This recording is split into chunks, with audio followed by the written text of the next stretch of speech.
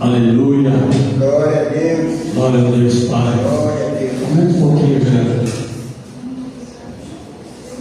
Glória, Senhor Deus. Tu és bom. Glorificado seja o Senhor.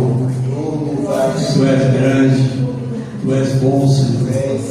Muito obrigado. Muito obrigado pela tua graça. Muito obrigado, Senhor.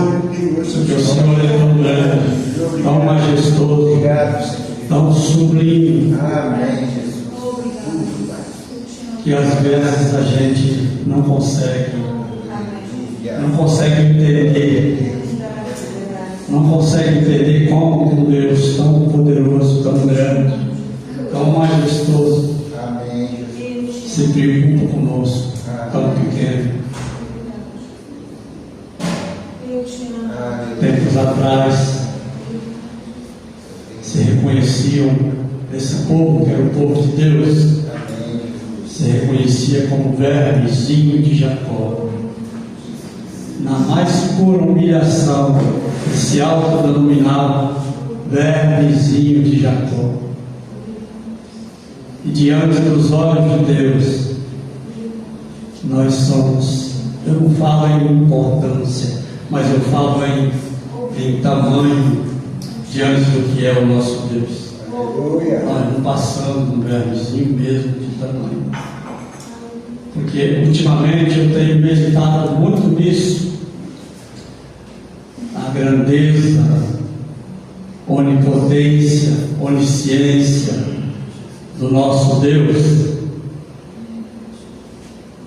Tenho meditado, inclusive na minha última pregação, eu entrei nesse assunto. Acredito que a gente vai dar uma estendida hoje, para que a gente possa realmente ter isso fixado dentro de nós. Estava vendo ontem, estudando um pouco, né? Tem muitos anos que eu parei de estudar, mas quando a gente se depara com alguns números, a gente tem que buscar na fonte para ver se faz sentido. E aí eu fui estudar a velocidade da luz. Velocidade da luz é 300 mil quilômetros por segundo. 300 mil quilômetros por segundo. Na velocidade da luz, viajando na velocidade da luz, se nós tivéssemos um veículo que viajasse na velocidade da luz, nós levaríamos 100 mil anos para atravessar a Via Láctea. Já pensou? 100 mil anos para atravessar na velocidade da luz a Via Láctea. A palavra fala que Deus, nenhum só relance do seu olhar vê tudo. Olha bem, nenhum relance do olhar, ele vê tudo. Tudo. Aquilo que nós, se tivéssemos um veículo que viajasse a 300 mil quilômetros por segundo, é impossível isso. O homem nunca vai chegar a isso. O homem nunca vai chegar a isso. Só Deus mesmo para ter essa possibilidade. 300 mil quilômetros por segundo.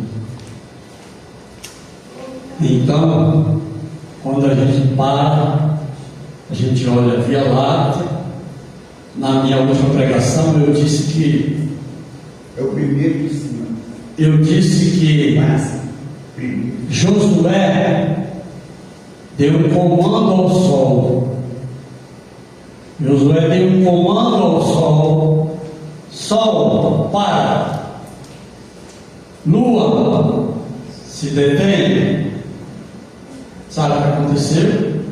A terra gira a 1.600 quilômetros, 1.600 quilômetros por hora. Aliás, de velocidade, a 1.600 quilômetros.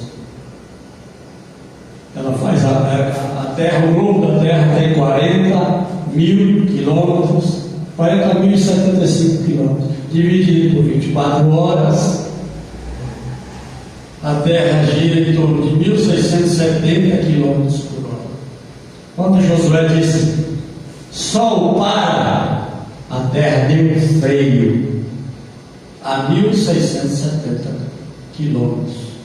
Imagina um veículo viajando a 1.670 quilômetros, dá um freio imediato, pum! Que tsunami de 100 metros de altura seria o mínimo. Terremoto nos 3 continentes, que é o resto da gente. 3 continentes nós teríamos terremoto. A temperatura da Terra ficaria louca deixando de forma que seria impossível ao ser humano permanecer vivo na Terra. Josué tem certeza disso, que quando ele deu esse comando ao Sol, ele não sabia o quão complexo é parar o eixo da Terra para que o Sol permanecesse no meio da Terra. Quando ele deu esse comando, ele sabia, tinha uma coisa no coração: meu Deus, tudo pode. Não existe impossíveis para mim. Porque se ele soubesse, acredito que se Josué soubesse como que funciona o eixo da Terra, entendesse sobre linha do Equador, entendesse como que a galáxia, que a Terra gira em torno do Sol, eu acredito que se ele soubesse o quão complexo é isso, quão sincronizado é isso, ele não teria pedido para parar o Sol. Ele ia fazer diferente. Senhor, me dá a vitória na guerra, é mais fácil. Mas Josué determinou o Sol que parasse, e a lua também, que não chegasse, porque a lua chega uma noite, vai chegando. Ele precisava vencer a batalha. Aí, aquele que num só olhar, num só lance do seu olhar, enxerga toda a Via Láctea, aquela Via Láctea que você leva 100.000 anos na velocidade da luz para atravessar, 100.000 anos, eu não estou falando de 100 anos não, gente, é 100.000 anos, viajando na velocidade da luz para atravessar a Via Láctea. Esse Deus mora aqui. Na hora que Josué, que se a terra, ela é uma poeira, é um grão de poeira na Via Láctea da Terra, diante de 3 trilhões de planetas. A Terra é um grão de poeira. Então, se a Terra é um grão de poeira, imagine o seu tamanho dentro da Terra. Olha que coisa, quando a gente vai na onda desses cientistas aí que fala coisa pra gente, diante da tecnologia atual, a gente pode navegar na onda deles, né? A gente pode surfar na onda deles. Agora são números realmente inconcebíveis de imaginar. Aí a gente pega e vai olhando. Bom, Josué deu comando ao Sol, e o Sol parou e ficou parado por 10 horas. 10 horas parado até ele concluir a batalha e vencer a batalha. 10 horas parado significa que todo o sistema planetário, todo o eixo da Terra, toda a Via Láctea esteve congelada por 10 horas para honrar a palavra de um homem que crê em Deus.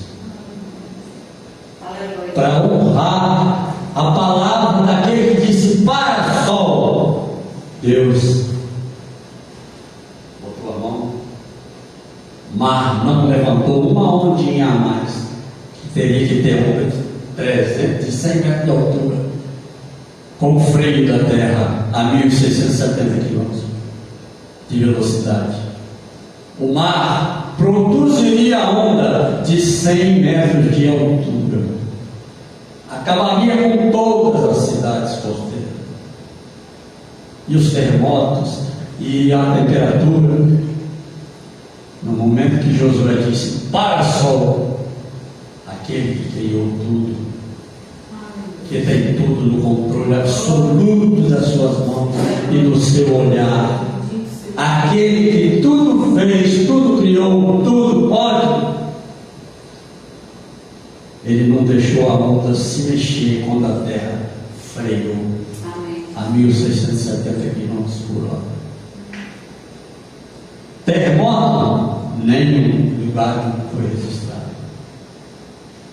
Temperatura, manteve exatamente do jeito que é.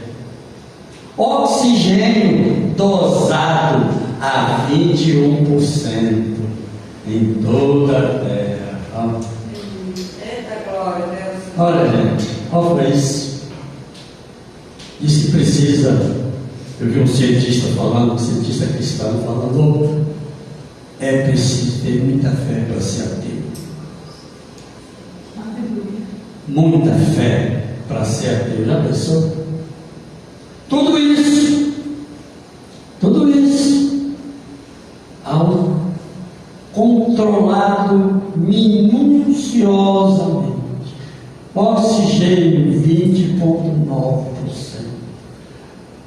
nitrogênio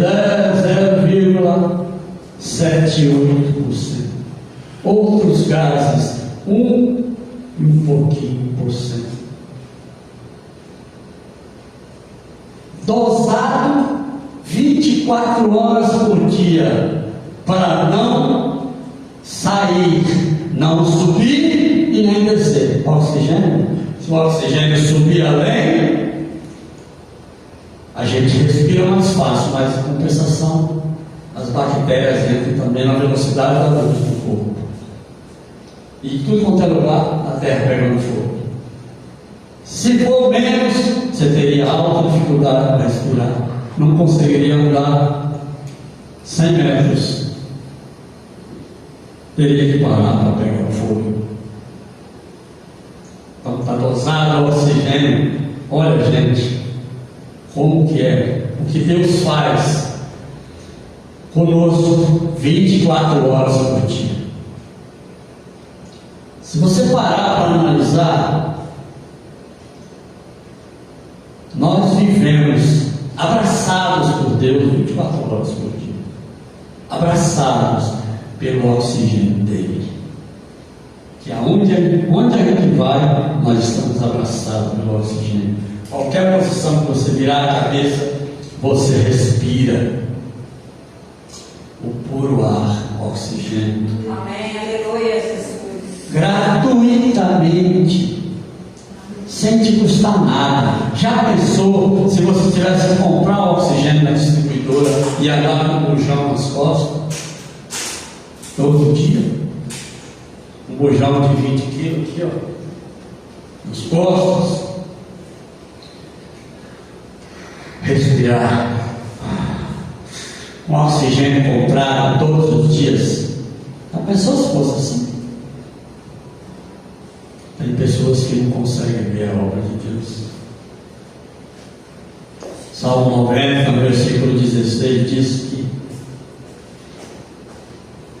ao seu servo será mostrado as suas obras, mas aos seus filhos, os seus filhos verão a sua glória. Aleluia.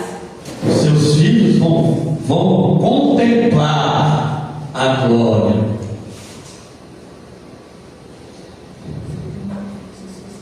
servos, aqueles que realmente recebem, esses vão conseguir ver as obras, porque tem muitos que nem as obras conseguem ver.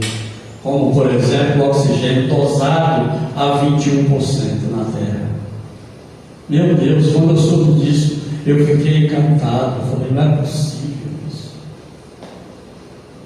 O oxigênio, como que é possível permanecer nessa dosagem perfeita o tempo todo? Agora, sabe o que eu achei mais interessante? Quando eu estava assistindo essa entrevista desse cientista cristão, ele disse que são 122 as variáveis em sincronia para que a vida seja possível na Terra. 122 detalhes. Esse do oxigênio é um detalhe. O controle das ondas do mar, nível do mar através da lua, é outro detalhe. O sol se pondo de manhã, de noite, e de manhã ele nascendo, é outro detalhe, que é fundamental para quem trabalha com agricultura. E toda a vida nós necessitamos da vitamina que o sol entrega para a gente, que é vitamina D. Precisamos disso. Ou seja, tudo isso sincronizado para a obra mais prima, a primeiríssima, aquela obra que ele botou no coração dele. Tudo que Deus criou na terra, ele disse haja. Ele disse haja luz. Ele disse façamos os animais. Ele disse façamos o luzeiro para governar o dia, o luzeiro para governar a noite. E ele foi dizendo, e ele foi criando. Mas quando ele foi criar o homem e a mulher, ele disse: façamos o homem conforme a nossa imagem, a nossa semelhança. Nós somos a imagem dele. Embora num tamanho insignificante,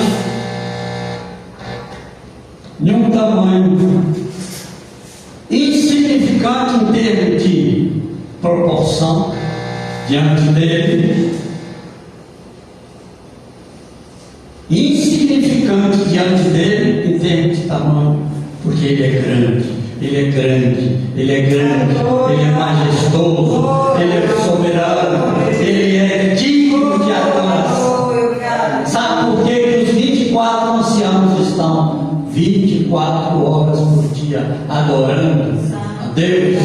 Porque eles sabem, eles conhecem a magnificência dele, eles conhecem, eles sabem o quão grande ele é e o quão pequeno eles são para um Deus nessa proporção se preocupar com cada um individualmente.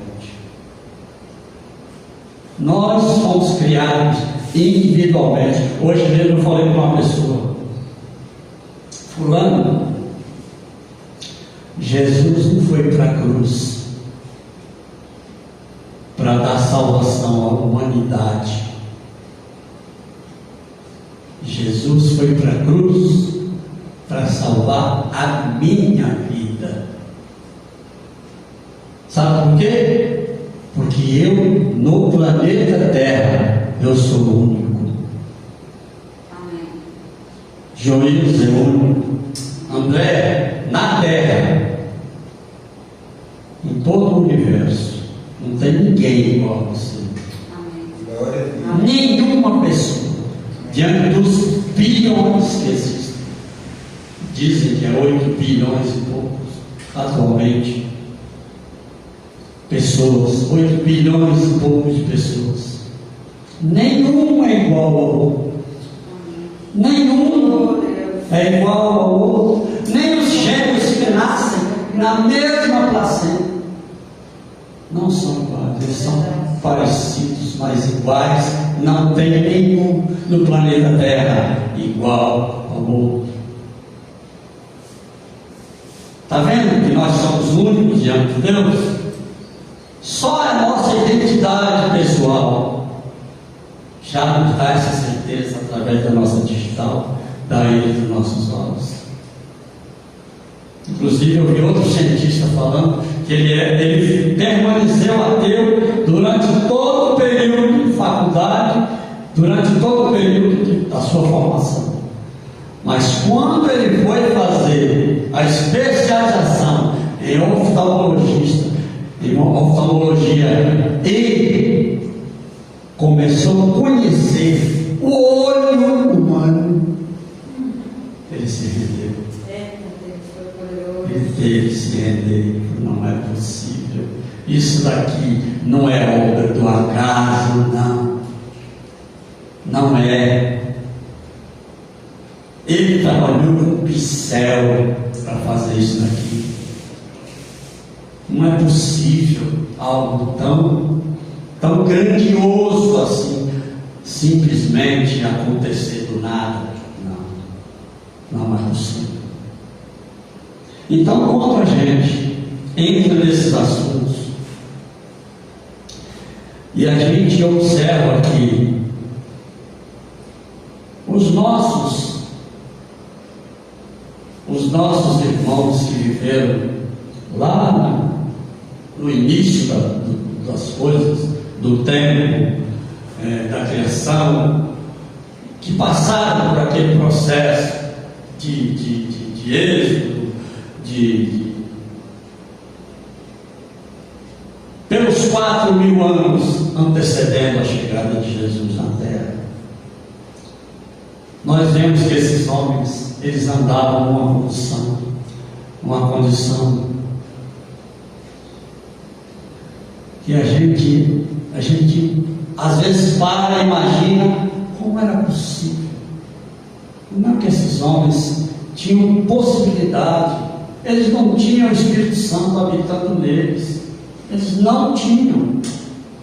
Mas esses homens saíam para orar e passavam uma semana, passavam 15 dias, outros passavam 40 dias, nem comida levavam quando subia as montanhas para ir orar, e passavam 40 dias na presença de Deus. Esses homens não tinham outra finalidade de vida a não ser buscar primeiro o reino de Deus. Aleluia, Deus. Olha que Jesus nem tinha vindo, nem tinha falado com ele. Jesus estava lá na glória junto com o Pai. Não tinha chegado o momento dele vir. Apesar de que a obra estava pronta, né? Porque Apocalipse diz: como Deus é onipresente, Deus está em todas as épocas. A gente já conversou em outros momentos sobre isso. Deus é em todas as épocas da eternidade. Então, quando foi feito, quando todas as coisas foram criadas, em nenhum momento Deus foi pego de surpresa. Nunca foi pego de surpresa. Em Apocalipse, no capítulo 13, diz que o Cordeiro foi imolado desde a fundação do mundo. Quando o mundo foi criado, a redenção do homem que iria cair já estava providenciada. O Cordeiro foi imolado lá. E aí, quando a gente olha, como é que a nossa mente humana pode entender isso?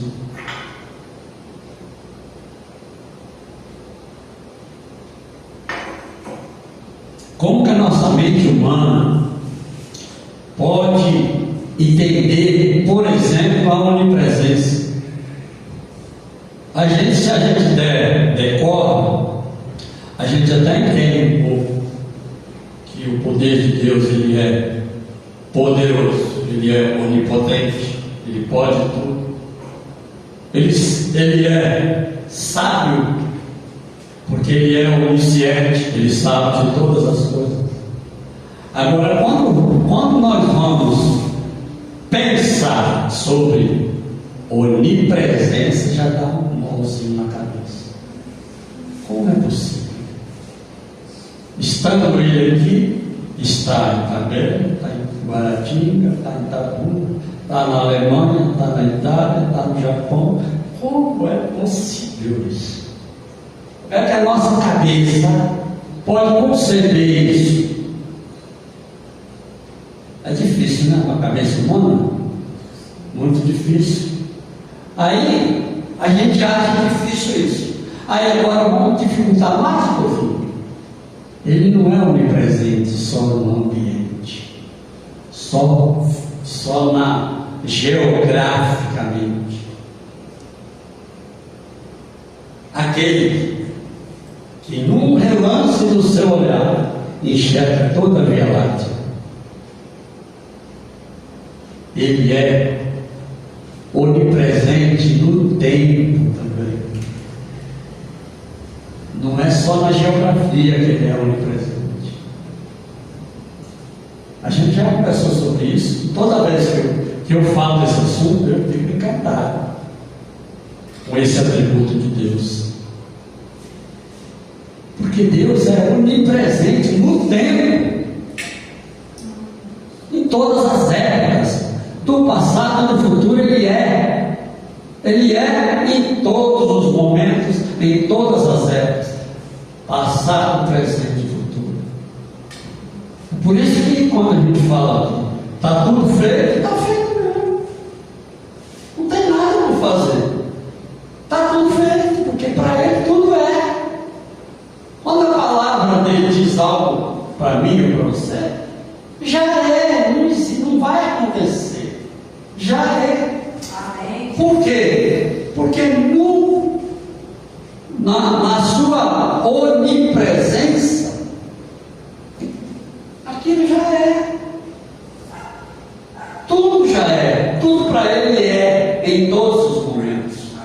Então, tudo que aconteceu com a história da humanidade, tudo que nós estudamos nas Escrituras, que nós aprendemos, o que desde o nosso nascimento até o atual momento e até o nosso fim, até o Apocalipse,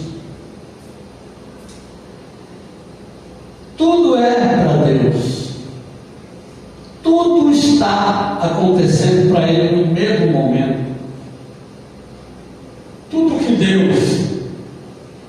que aconteceu ou que vai acontecer para Deus, para Ele está acontecendo tudo agora, como se Ele estivesse enxergando esse púlpito aqui, Ele estivesse vendo todas as coisas do princípio, meio e fim. Ele está aqui, ó, enxergando tudo é para Ele. E aí a gente fica achando, quando a gente se depara, por que eu estou assim, futucando nesses assuntos? Para mostrar para cada um de nós que nós precisamos nos conter para pedir a Deus coisa grande. Porque aquilo que nós imaginamos que é grande, o que é para Ele?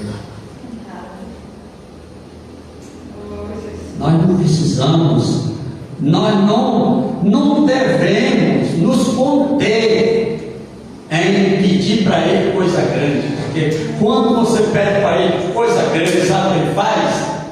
Ele se auto-regozija, porque em coisa grande Ele é glorificado. Ele se regozija quando nós nos dirigimos a Ele e determinamos. Lembra, se você observar o texto de Josué, você vai ver que Josué não pediu a Deus, Josué mandou o sol.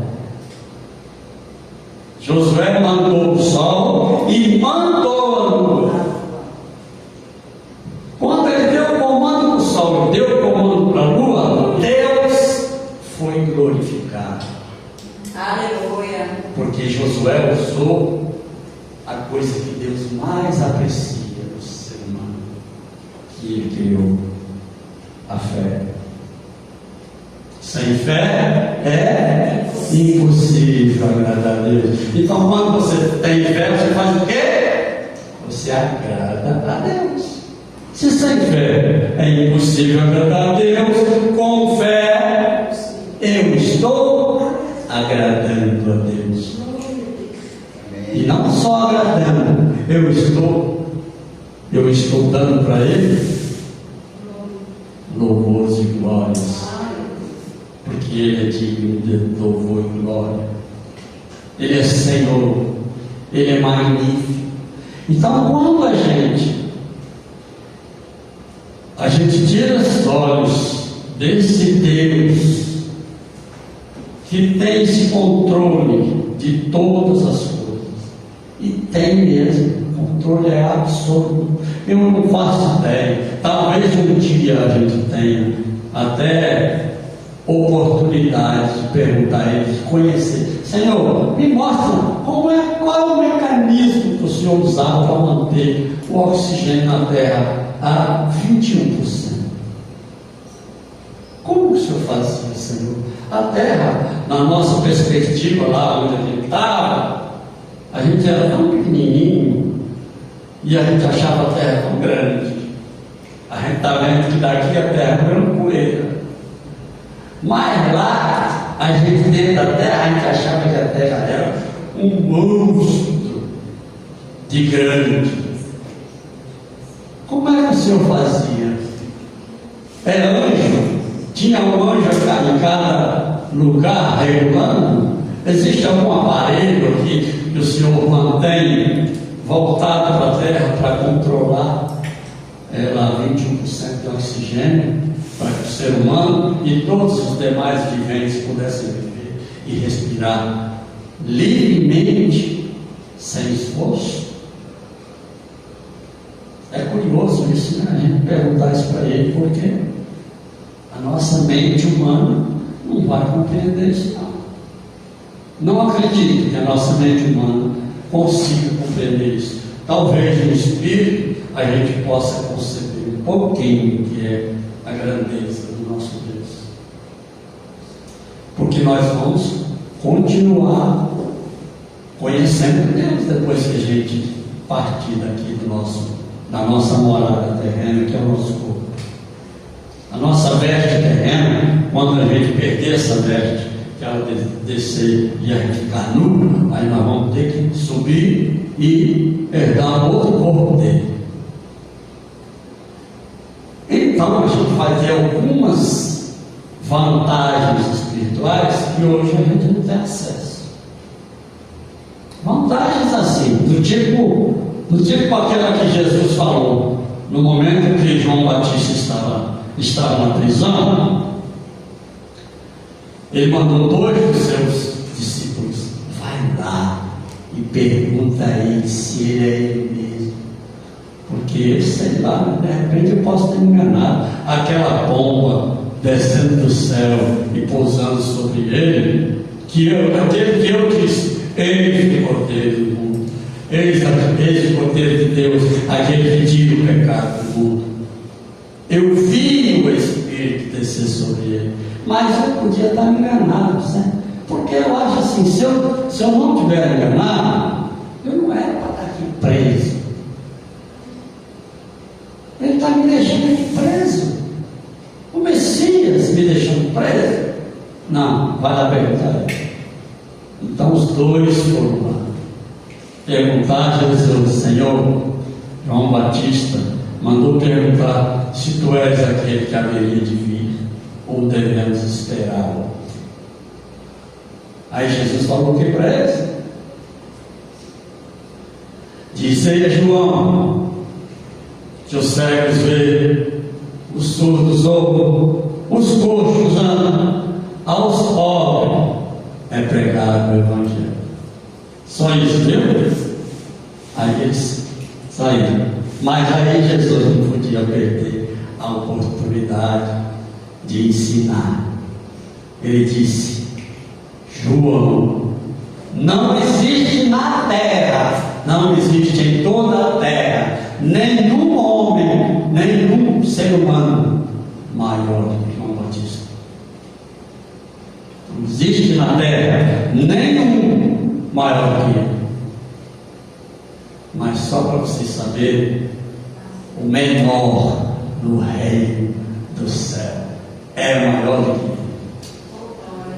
O menor, ele está falando de homem, espírito, homem, imagem e semelhança daquele que o criou. Gênesis 1:26 fala: façamos o homem conforme a nossa imagem, conforme a nossa semelhança. Esse homem que foi criado igualzinho a Deus. Igualzinho a Deus. Nós não somos diferentes de Deus. A única diferença que tem de nós para Deus é o poder e a glória. Deus tem poder, Deus tem sabedoria, Deus tem onipresença e tem glória. Isso nos separa dele. Agora ele diz que os seus filhos verão a sua glória. Os seus filhos por adoção, todos aqueles que foram adotados, verão a sua glória. Nós somos adotados. Então, diante dessa grandeza que a gente vem entendendo, procurando na nossa minúsculo cérebro tentar digerir, nós precisamos entender uma coisa: a nossa vida na terra, Jesus deu um conselho para todos nós: buscar primeiro o reino de Deus e a sua justiça. Aqueles homens lá no passado andaram nesse lugar de poder, de mandar descer fogo do céu, como Elias fez. 4 vezes Elias fez descer fogo do céu. Eliseu fez flutuar um machado que estava no fundo da água, fez o rio Jordão parar, contava com a capa de Elias. Normal para eles. Agora, sabe qual é a diferença deles para nós? Eles buscavam a Deus 24 horas por dia. Eles estavam com um único objetivo de vida: andar na presença de Deus. Não quero outra coisa, só isso. Aí a gente se preocupa com todos os nossos afazeres do dia a dia. De noite eu vou para a igreja, eu vou orar. Aí, quando no outro dia, eu vou tentar acordar mais cedo um pouquinho para me orar pelo menos meia hora. Ou seja, a gente fracionadamente, a gente de vez em quando encontra com Deus. E olha que se a gente for olhar no contexto geral, nós estamos quilômetros à frente da grande maioria. Quilômetros. Porque eu mesmo desconheço, por exemplo, meu Marcos, uma mulher igual a Joísa, que busca a presença de Deus, que eu sei que você busca. E eu sei que ela se acha mosquito. Eu tenho certeza que ela se acha muito fraquinha ainda. Ela sabe que tem que avançar cada vez mais. Mas aquelas pessoas daquela época, quando eles ouviam a voz de Deus que dava um comando para eles, não existia nada que os iria impedir de fazer aquilo que Deus falou. A pessoa, ora, quando Deus pediu para Abraão levar Isaac e sacrificar, Abraão simplesmente não questionou. Ele não. Olha, Abraão, na destruição de Sodoma e Gomorra, ele foi bater no corpo com Deus. Aí, e se tiver 40, e se tiver 30, e se tiver 20, e se tiver 10, o Senhor vai destruir? Ele foi garantindo de todo jeito. Bom, eu acho que com 10 Ló vai escapar. Aí Sodoma foi destruída. Então Abraão, na destruição de Sodoma e Gomorra, ele conversou com Deus, ele negociou com Deus. E Deus foi atendendo tudo que Abraão solicitava. Deus disse: sim, Abraão, se tiver 20, eu não destruir. Se tiver 10, também não. E se Abraão tivesse falado: e se só tiver Ló? Deus ia falar: não, eu vou manter Sodoma por causa de Ló. Se Abraão tivesse clamado mais um pouco, Deus não tinha destruído Sodoma e Gomorra. Mas quando foi no sacrifício de Isaac, Abraão já tinha a história com Deus, já tinha uma vivência, ele já conhecia a fundo o caráter do seu Deus. Ele já sabia. E ele falou para você: olha, nós vamos. Ele sabia que ia sacrificar Isaac. Ele disse para o servo: nós subiremos para adorar a Deus e fazer o sacrifício e voltaremos. Nós subiremos e voltaremos. Ou seja, ele sabe: bom, Deus está mandando eu matar Isaac. Mas Deus, até nos humildes, mas Deus me disse que Isaac era a minha posteridade, que as estrelas do céu seria como a descendência de Isaac. Então, eu vou matar Isaac, mas ele vai ressuscitar. Eu vou trazer ele vivo de volta. Aí, o que acontece? Abraão sobe, chega no momento do sacrifício, Deus impede Abraão. Se a gente observar o texto, nós vamos ver que Deus fala com Abraão, logo em seguida proveu o cordeiro para Abraão fazer o sacrifício, e aquele cordeiro representou Isaac. Abraão, quando ia fazer o sacrifício que Deus pediu, não foi provado para Deus que ele era digno de ser chamado amigo de Deus, pai da fé. Deus já sabia. Deus é onisciente. Deus é onipresente. Deus já tinha visto Abraão descendo com Isaac. Deus já tinha visto tudo o que ia acontecer. Deus sabia que Abraão sacrificaria Isaac. Mas Deus quis mostrar Abraão para Abraão. É o que muitas vezes nós precisamos entrar na presença de Deus para nós conhecermos a nós mesmos.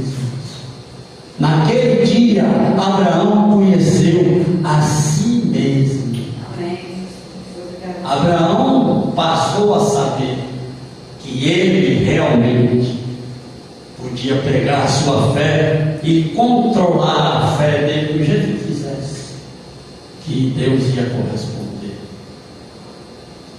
Então nós precisamos entender que na nossa peregrinação nessa terra, nós precisamos entender que o limite estabelecido em Deus para nós são estabelecidos por nós mesmos. É nós que determinamos de que maneira nós vamos andar em Deus.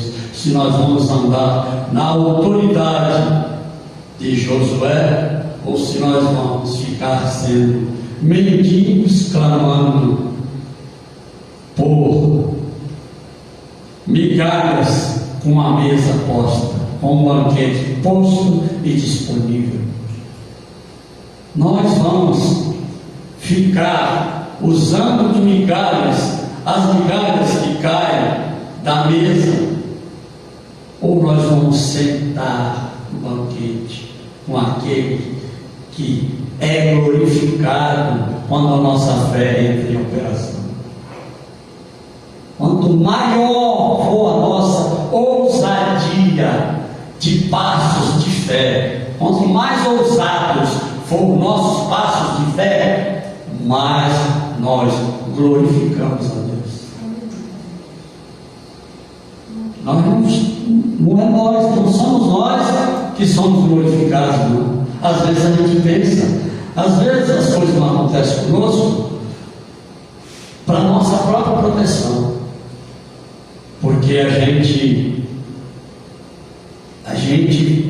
vai caminhando e em determinadas coisas que a gente vê, se aquilo acontecesse comigo, eu acho que eu ficava, não sei como é que eu agiria. Se visse que através de mim uma pessoa ressuscitou, ou um coxo andou, um surdo ouviu, ou um cego viu, através de mim, será que eu continuaria com a mesma simplicidade, com a mesma humildade, reconhecendo que eu nada sou? Será que aí a gente fica na dúvida? Mas quando a gente para, a gente analisa e a gente vê que nada acontecia com aqueles homens do passado depois que eles presenciaram milagres, nada acontecia. O povo hebreu passou pelo mar a pé enxuto. Não passou de uma semana, eles estavam reclamando com Moisés, falando que será que não tinha cova no Egito para nós sermos sepultados no Egito? Para eles saírem do Egito e vir morrer no deserto. Uma semana que eles tinham passado dentro do mar a pé enxuto. Por que eu falo uma semana? Porque eu sei que eles carregaram muito ouro, mas comida não. Escravo não tem comida, escravo não tem reserva de comida, escravo comia nos panelões. Eles mesmo diziam, nos panelões do Egito não nos faltava carne. Eles mesmo falavam isso. Eles comiam nos panelões que o faraó levava na hora e trazia, dosado, comia nos panelões. Então, na hora que eles saíram do Egito, eles não levaram comida. Eles levaram ouro. Ouro eu sei que eles levaram, porque Deus providenciou que aquele ouro seria o pagamento pela escravidão deles. Eles levaram o ouro do Egito todo praticamente. O Egito ficou acabado. Aí a gente olha para isso, como que nós somos pequenos de mente. Como que a gente consegue conceber, a gente consegue ver um Deus tão grande, um Deus que num relance do seu olhar vê toda a Via Láctea. Esse Deus colocou a sua atenção individualmente para cada um de nós. Esse Deus pegou o que ele tinha de mais precioso,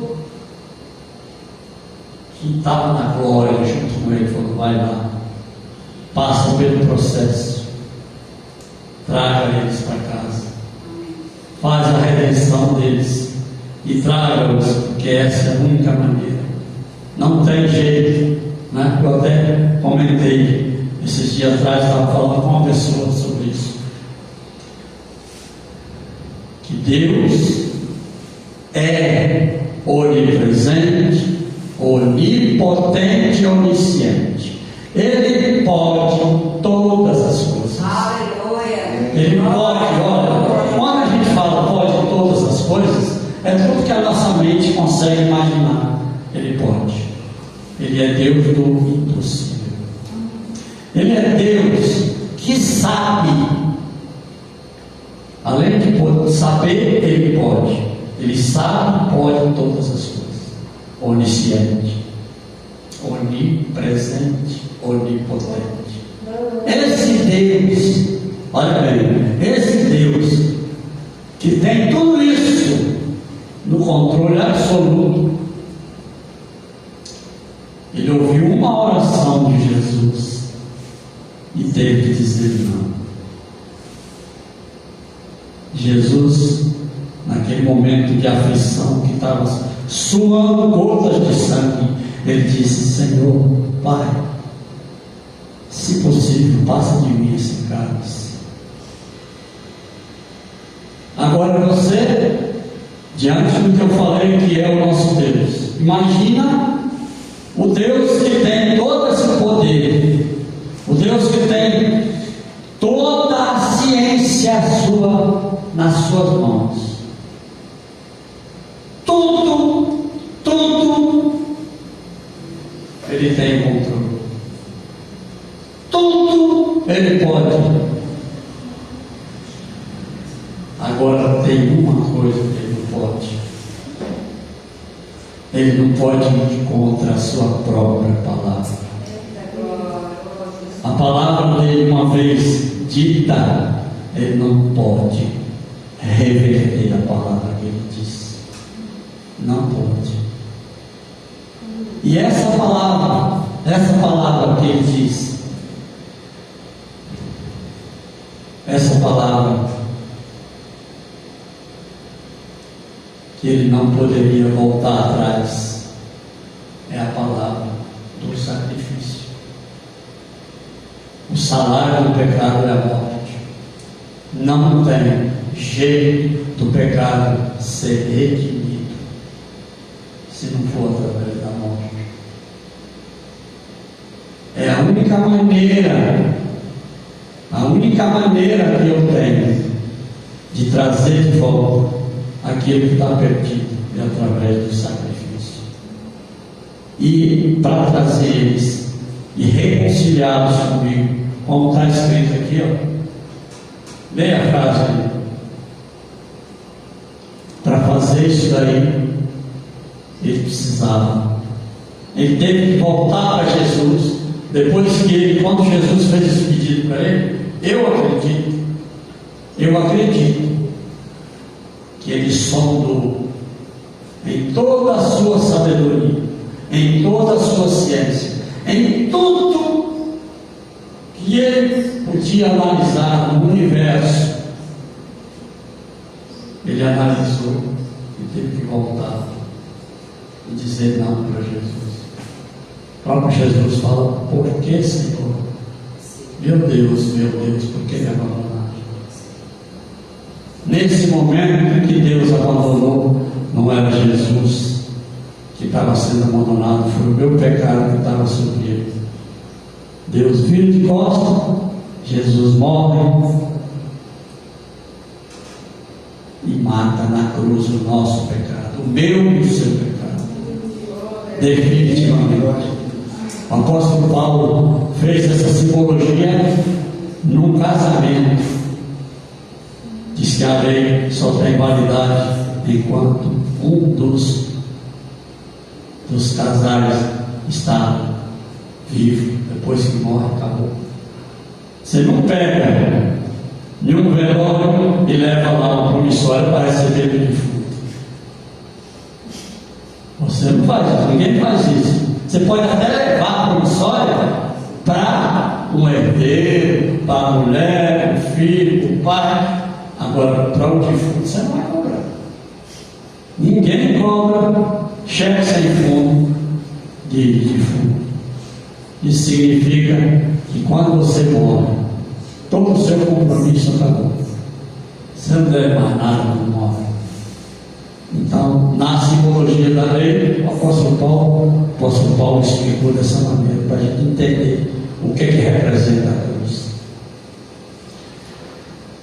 Mas eu acredito que o que eu tentei passar para vocês, eu tenho acreditado muito ultimamente nisso. A grandeza do nosso Deus e a nossa pequenez diante dele. podemos ter limite para nos aproximar dele. Quanto maior for a nossa ousadia diante de Deus, mais Ele é glorificado. Amém? Amém. Obrigado, meu Pai, por esse momento. Te louvamos, te bendizemos, porque o Senhor é Deus, o Senhor é tudo para nós. Nós nada podemos sem o Senhor. E o Senhor pode todas as coisas. Muito obrigado, porque o Senhor, diante da nossa pequenez, o Senhor continua se mantendo fiel para o cada. Aleluia. Amém? Amém.